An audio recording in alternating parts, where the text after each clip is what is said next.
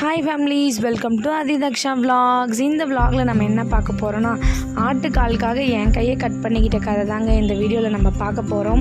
தக்ஷாவுக்கு தெரியும் உடம்பு சரியில்லைன்றதுனால ரொம்பவே வீக்காக இருந்தா. ஸோ கால்லாம் ரொம்ப வலிக்குதுன்னு ஒரு 1 வீக்காகவே சொல்லிகிட்டே இருந்தா. ஸோ அதனால் நான் லாஸ்ட் வீக்கே ஒரு ஷாப்பில் சூப் வாங்கி கொடுத்தேன், ஆட்டுக்கால் சூப். அது ஒரு சூப்பே 90 ருபீஸ் சொன்னாங்க. என்னடா ஒரு சூப்போடைய அதுவும் ஒரு கால் தான் இருக்குது, அதில் போய் எப்படி 90 ருபீஸ்ன்றீங்களேன்னுட்டு விட்டுட்டேன். சரி, ஓகே, நாமளே வாங்கி செஞ்சு கொடுப்போன்ற மாதிரி நான் விட்டுட்டேன். ஸோ அதனால் இன்றைக்கி சண்டே அப்பா மார்னிங்கே போயிட்டு மட்டனும் ஆட்டுக்காலும் வாங்கிட்டு வர சொல்லிட்டேன். அப்பா அப்பயே கேட்டாங்க, தோல் உரிச்சே வாங்கிட்டு வந்துடுவாடான்ட்டு. நான் தான் இல்லைப்பா, நீங்கள் வாங்கிட்டு வாங்க, நாமளே ரெடி பண்ணிக்கலாம், அவங்க உரிச்சிட்டா அதில் வெறும் போன் தான் இருக்கும், நீங்கள் வாங்கிட்டு வாங்க அப்படின்னு நாமளும் தைரியமாக சொல்லிட்டேன். ஸோ அப்பாவுமே வாங்கிட்டு வந்துட்டாங்க. சரி, நானும் யூடியூப்லாம் ரெஃபர் பண்ணி வச்சுருந்தேன் என்னென்னலாம் பண்ணோன்ட்டு.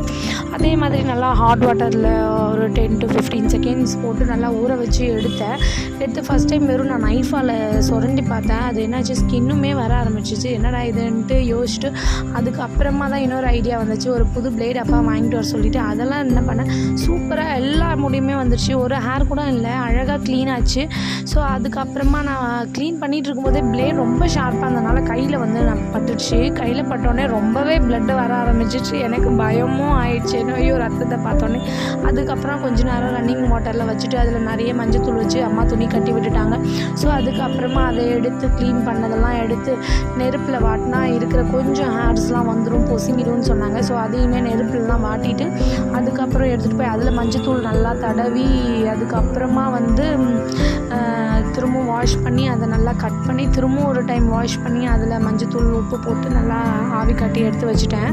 அதுக்கப்புறமா ஒன்றுமே இல்லை, வெறும் வெங்காயம் தக்காளி பச்சை மிளகா மட்டும் போட்டு இஞ்சி பூண்டு பேஸ்ட்டு கொஞ்சம் போட்டு அதை நல்லா வதக்கி இதை வேக வச்சதை எடுத்து அதில் ஊற்றி இதெல்லாம் போட்டாச்சு. நான் மிளகு சீரகம் வீட்டிலே அரைச்சி வச்சுருந்தேன். ஸோ அதை போட்டுக்கிட்டேன். அதுக்கப்புறம் மல்லித்தூள் கொஞ்சம் ஆட் பண்ணி நிறைய தண்ணி ஊற்றி அதை ரெடி பண்ணியாச்சு, ஒரு ரசம் மாதிரி.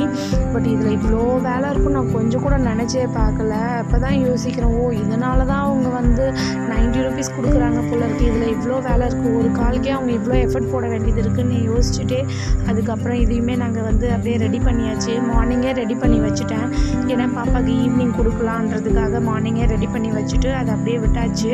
ஸோ அதுக்கப்புறமா ஈவினிங் ஏஞ்சி பாப்பாவுக்கு அதை நல்லா கொஞ்சம் சூடு பண்ணி அவளுக்கு கொஞ்சம் லைட்டாக அவளுக்கு மட்டும் கொஞ்சம் பெப்பர்லாம் போட்டு அவளுக்கு மட்டும் கொடுத்தேன். அவளுமே நல்லா தான் இருந்துச்சு, ரொம்பவே சாஃப்டாகவே இருந்துச்சு.